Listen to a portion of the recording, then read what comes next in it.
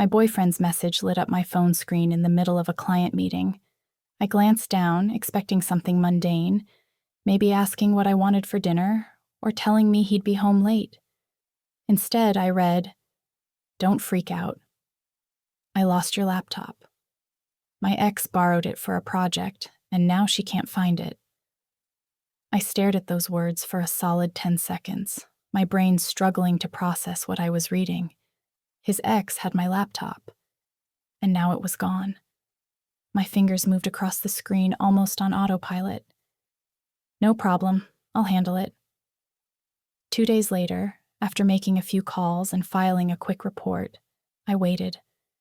When his ex-girlfriend got a visit from the police and slapped with a $10,000 fine she couldn't explain, Ryan's next text came through. "What did you do?" Let me back up. I'm 29, female, and I work in IT security consulting. I've been with Ryan for about 18 months now. Things had been solid between us, or at least that's what I thought. We'd moved in together 4 months ago, splitting rent on a decent 2-bedroom apartment downtown. Ryan's a graphic designer who works freelance, mostly from home, and he uses his own MacBook for everything. I had a custom-built Dell workstation for my actual work, but I also kept a personal laptop, a newer HP Spectre that I used for side projects, some light gaming, and personal files. Nothing classified or work-related, but it contained things I couldn't afford to lose. My tax documents, cryptocurrency wallet backups, passwords stored locally in an encrypted folder, and about 3 years' worth of personal photos and videos. Family gatherings, vacation pictures, irreplaceable memories. That Tuesday afternoon text came at exactly 2 p.m. I was sitting across from a client, nodding along to their security concerns, when my phone buzzed against the conference table.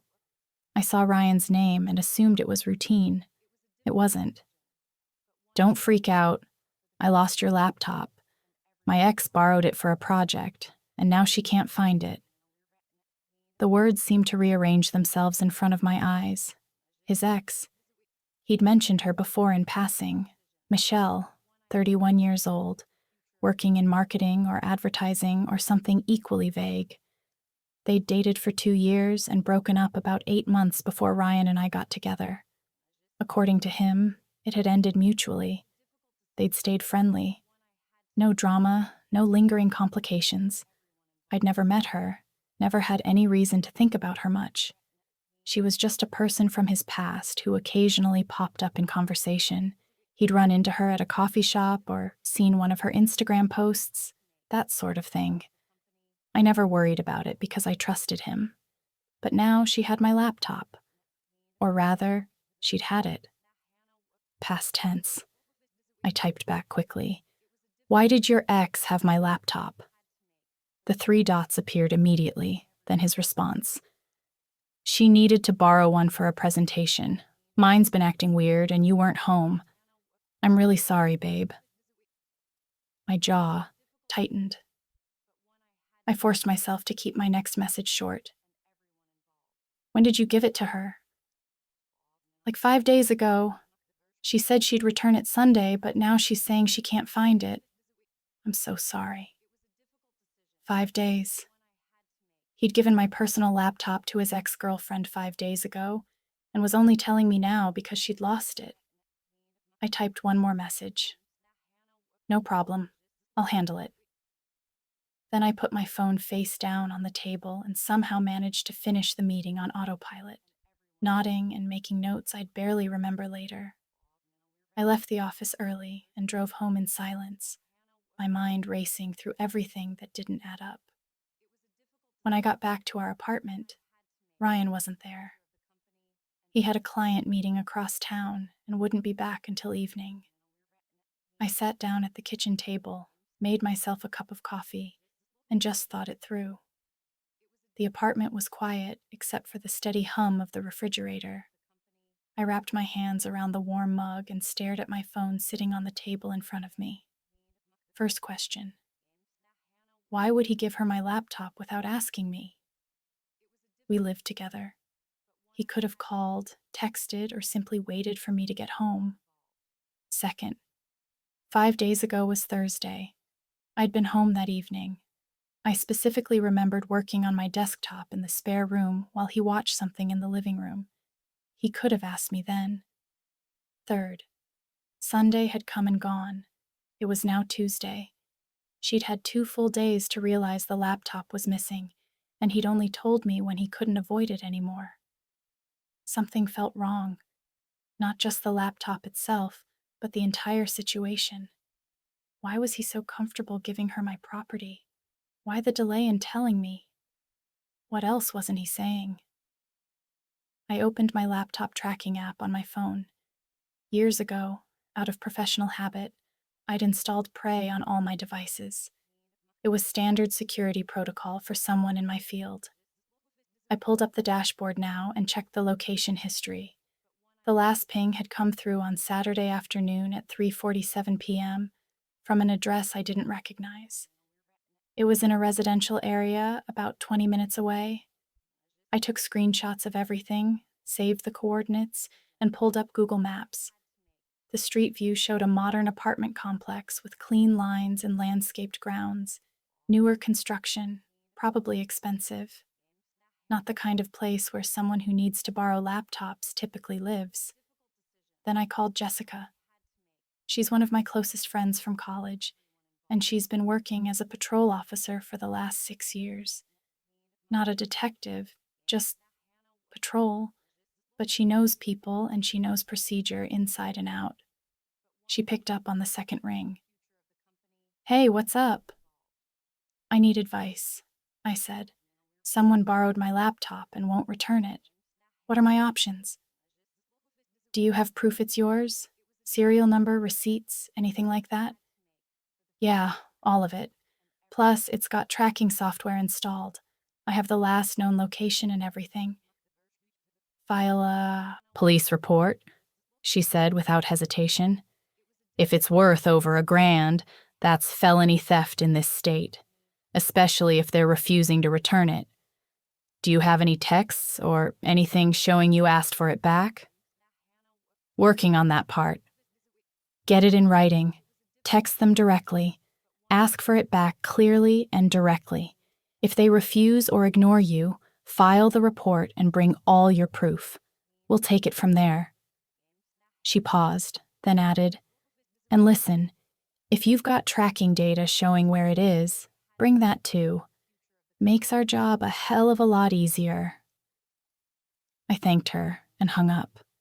Then I scrolled through Ryan's phone contacts. Not snooping exactly, but months ago he'd left his phone unlocked on the kitchen counter, and I'd happened to see Michelle's contact information when he got a message from her.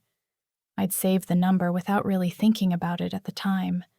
Now I was glad I had. I composed a text to her, keeping it direct and professional. "Hey, Michelle, this is Ryan's girlfriend. He mentioned you borrowed my laptop last week. I need it back by tomorrow. Can you drop it off, or should I pick it up?" I hit send and waited. 3 hours passed. I checked my phone every 15 minutes like an idiot, watching the screen for those 3 little dots that would indicate she was typing. Nothing came. Ryan got home around 6:30. The moment he walked through the door, he started apologizing, his words tumbling over each other. Michelle was looking everywhere for it, he said. Maybe she'd left it at her office, or at a friend's place. She was sure it would turn up. But as he spoke, I noticed he wouldn't quite meet my eyes. His hands moved restlessly, and he kept shifting his weight from one foot to the other. "Why didn't you ask me before giving it to her?" I asked, keeping my voice level. "You weren't home, and she really needed it. I didn't think it was a big deal." "It's my laptop, Ryan.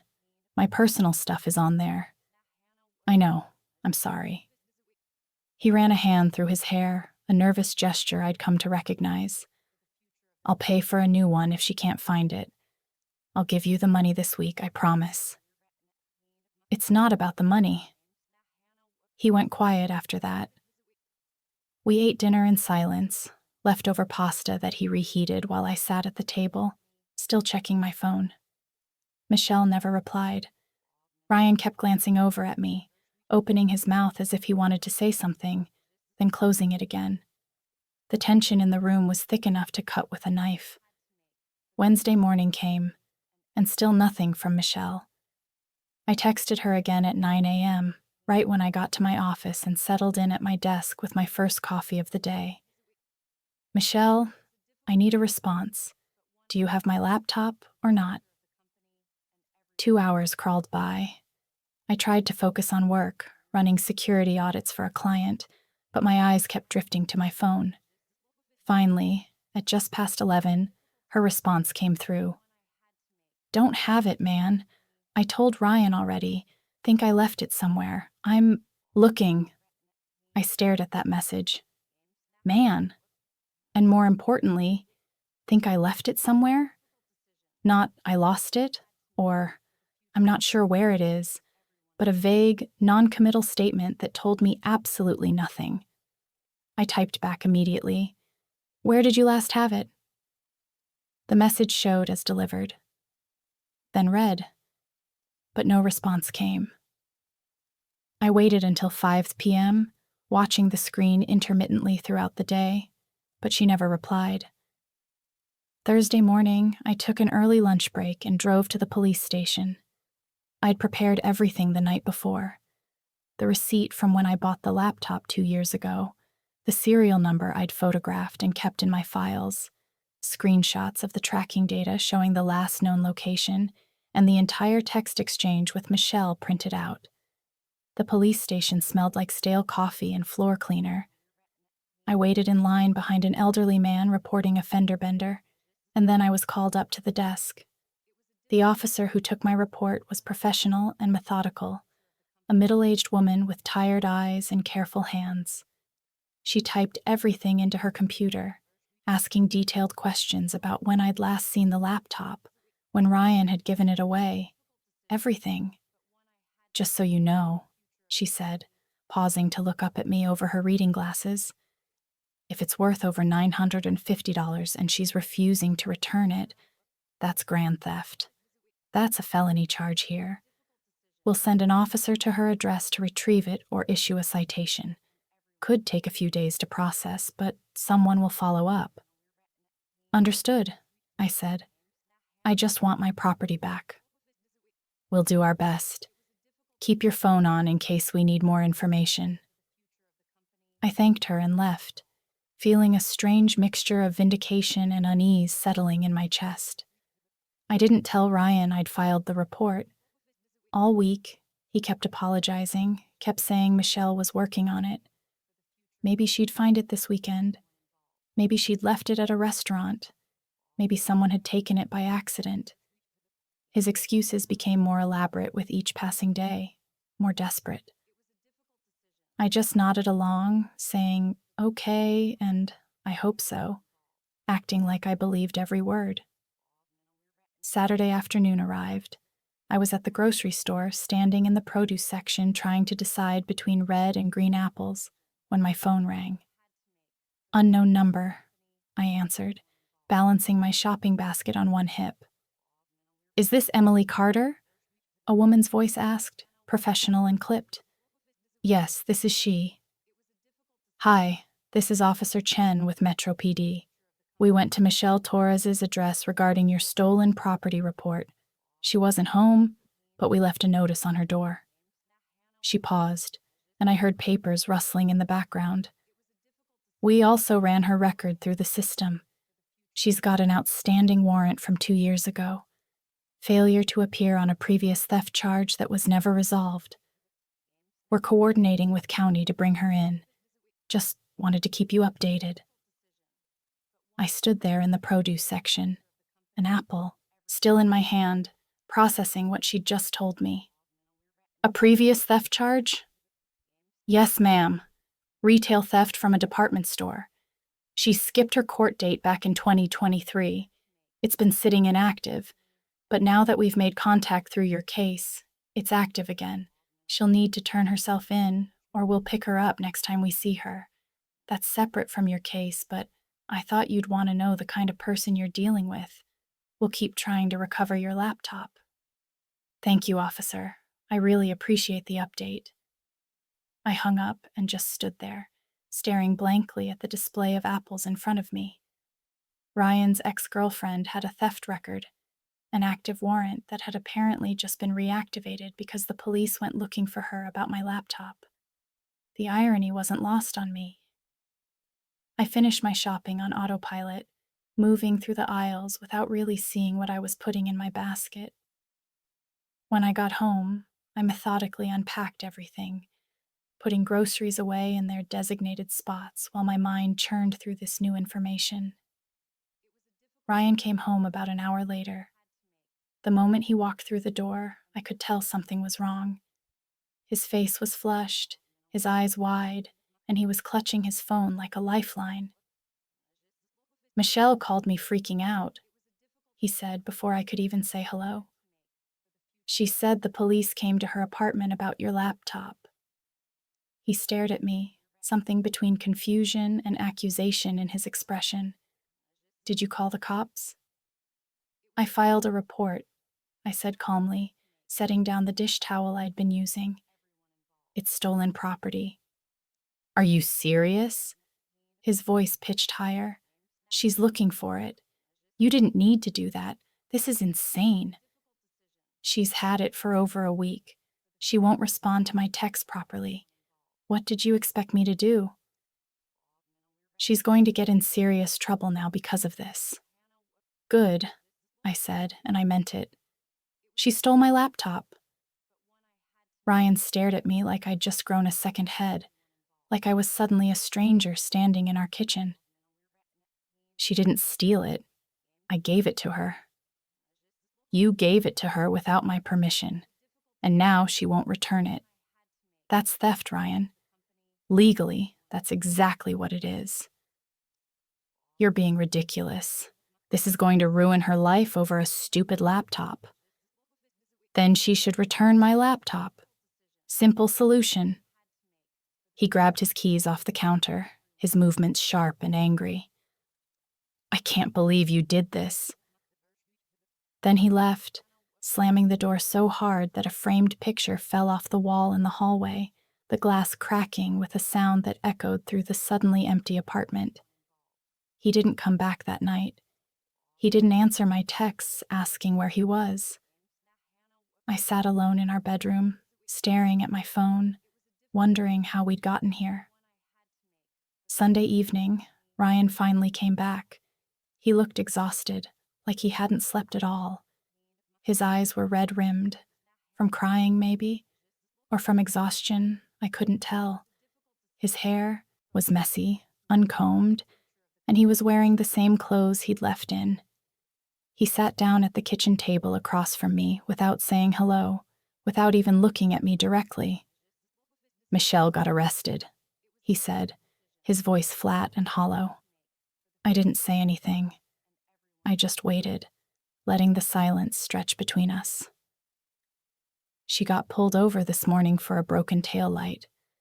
They ran her name and arrested her right there on the warrant. She's in county jail now. She can't afford bail. It's set at $5,000, and she doesn't have it. She's going to lose her job. They won't hold her position if she doesn't show up Monday. He finally looked up at me, and there was something in his eyes I'd never seen before. Not just anger, but genuine hurt, like I'd betrayed him on a fundamental level. Where's my laptop? I asked. He looked at me like I'd slapped him across the face. Are you kidding me? That's all you care about? Where is it, Ryan? I don't know. She really doesn't know where it is. She's been looking everywhere. That's her problem. Why are you being like this?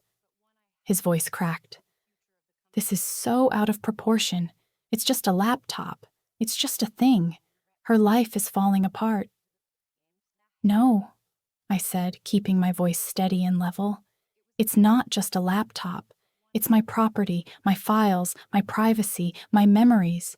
And you gave it to someone without asking me, and now she's pretending she lost it. She's not pretending. Why would she lie about that? What would be the point? Sarah, she has a previous theft charge. The cops told me when they ran her record. Did you know that? The color drained from his face. He looked down at his hands, his fingers twisting together nervously. That was years ago. It was a mistake. You knew, I said, and it wasn't a question. She told me about it back when we were dating. She made a dumb mistake when she was younger, took something from a store, got caught. It doesn't mean she's a thief now. People change. She stole my laptop. She didn't. He stood up abruptly, his chair scraping loudly against the floor. Oh my God, you're insane.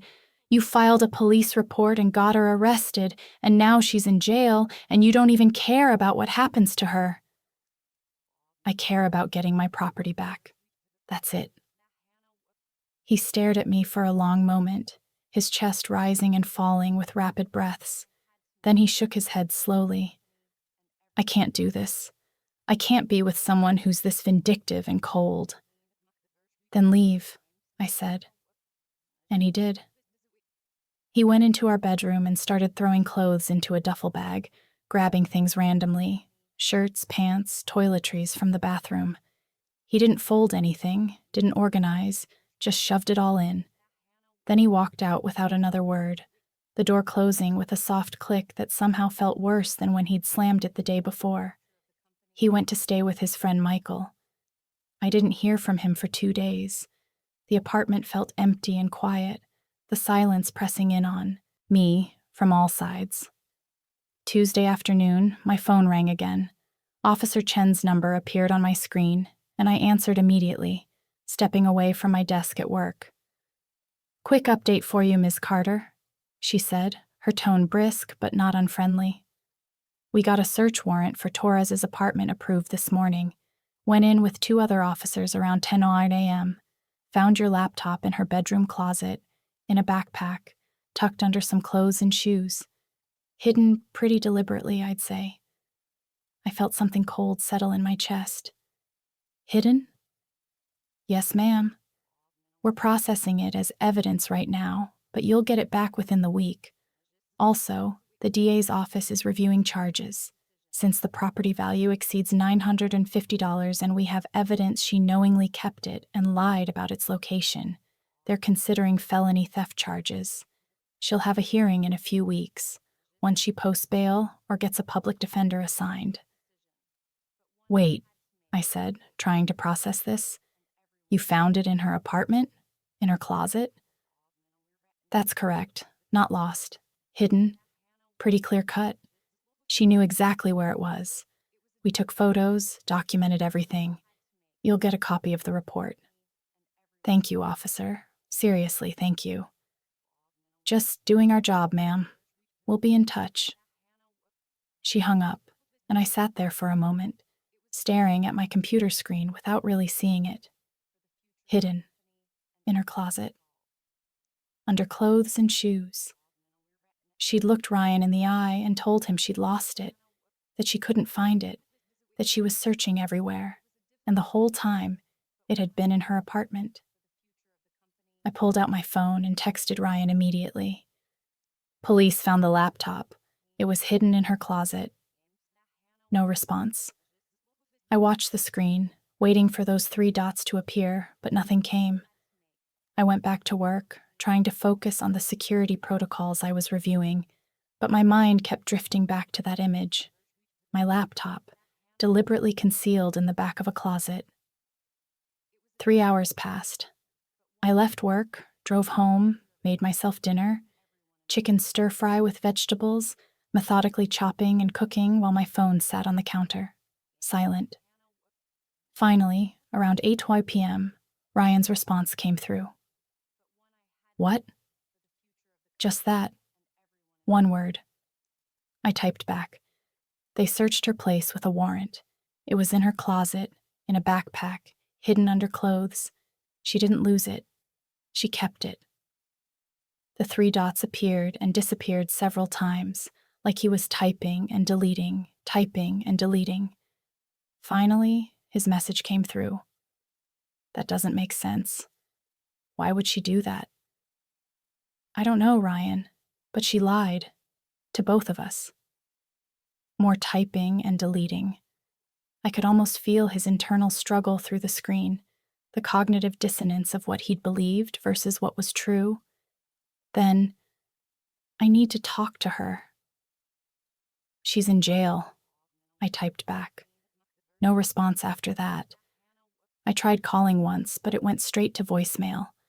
I didn't leave a message. What was there to say? The days that followed felt strange and disjointed. I went to work, came home, existed in our apartment that suddenly felt too big and too empty. Ryan's things were gone from the bathroom. His toothbrush, his shaving cream, the cologne he wore. The spare bedroom where he usually worked was empty. His desk cleared off, his sketchbooks and tablets gone. It was like he'd been erased from the space we'd shared. A week later, Officer Chen called again to tell me I could pick up my laptop. I went to the station during my lunch break, signed some paperwork, and they handed it over in a clear evidence bag. When I got home, I opened it carefully, powered it on, and checked everything. He, she, Michelle, had apparently tried to factory reset it, but she didn't know about the BIOS password I'd set up years ago, standard security practice for someone in my field. The reset had failed, and everything was still there. My files intact, the encrypted folders untouched, my photos still preserved. It was like she'd barely used it, just kept it hidden away. I backed everything up immediately, triple-checked that nothing was missing, and then finally let myself feel the relief that had been building. My memories were safe. My work was safe.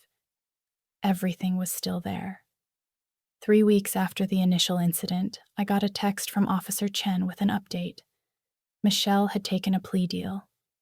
Instead of fighting the felony theft charge, she'd pleaded guilty to misdemeanor theft. The deal included a $2,500 fine, 2 years of probation, and restitution to me for the laptop, $1,200, which was what I'd paid for it originally. I didn't need the money, so I donated it to a charity that provided computers to underprivileged kids. It felt better than keeping it somehow. More constructive. But the plea deal was just part of Michelle's financial troubles. Her prior warrant had been resolved as part of the same court proceedings, but it added another $3,000 in fees and fines. Then there was the bail bondsman fee, 10% of her $5,000 bail, so $500. She'd also hired a private attorney instead of using a public defender, apparently thinking it would help her case. That had cost her another $3,500.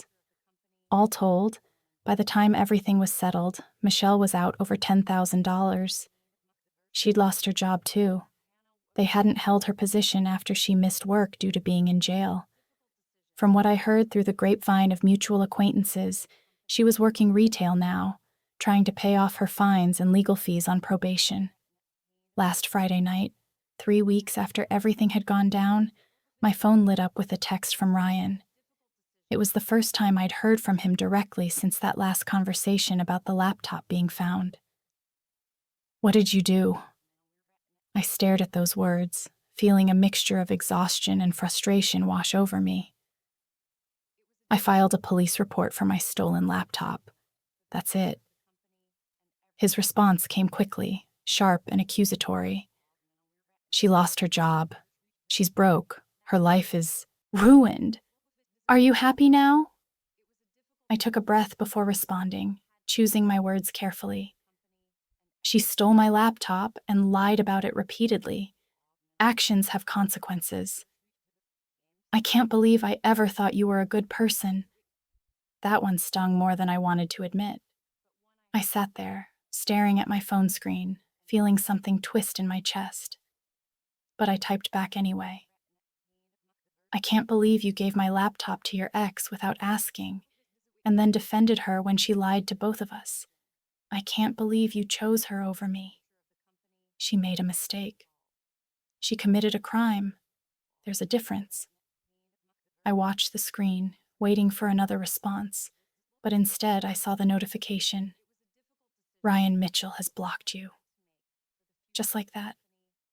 No final words, no closure, just a digital door slammed in my face. The following week, while I was at work, Ryan came by the apartment and moved out the rest of his things. I came home to find his key sitting on the kitchen counter. No note, no explanation. Just the key on the bare surface, catching the evening light coming through the window. His friend Michael sent me a text later that evening. Ryan got everything. Don't contact him anymore. I didn't plan to. I got my laptop back the following Tuesday, finally released from evidence. Everything was intact. Michelle had apparently tried to factory reset it, but the BIOS password I'd set had stopped her cold. Nothing was erased. My files were fine, the encrypted folders untouched, my photos still there. 3 years of memories, safe and sound. It was like she'd kept it just to keep it, with no real plan for what to do with it. The apartment felt different now, quieter, but also somehow cleaner, like the air itself was less heavy. I started looking at studio apartments closer to my office, places with big windows and updated kitchens, spaces that would be just mine. Fresh start, new chapter. I haven't heard from Ryan since he blocked me.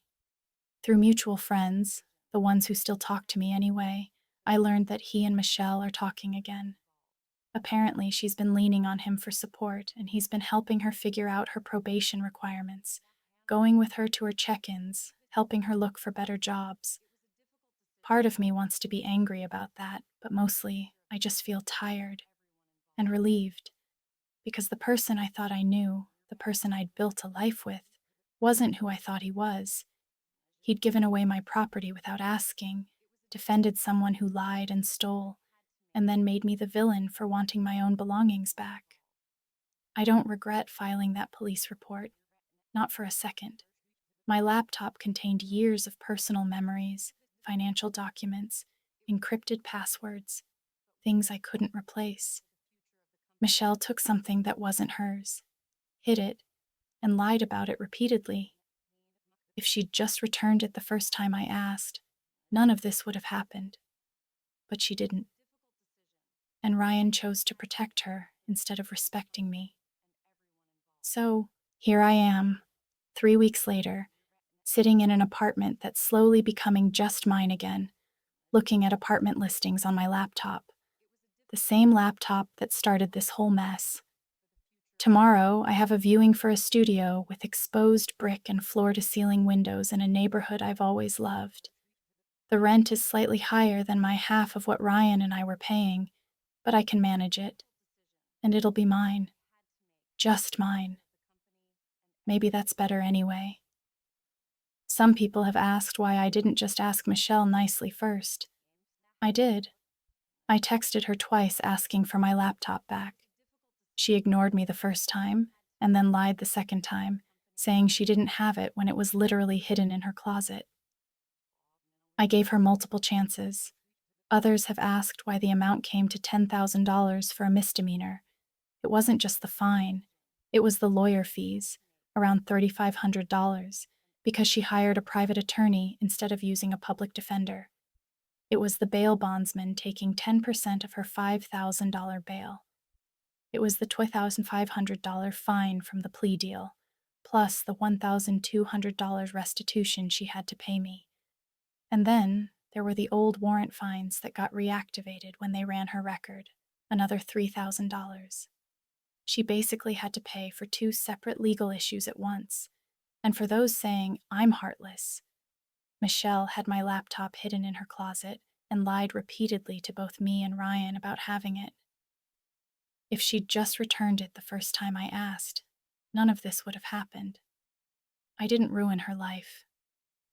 She did that herself when she decided to steal from me and then lie about it.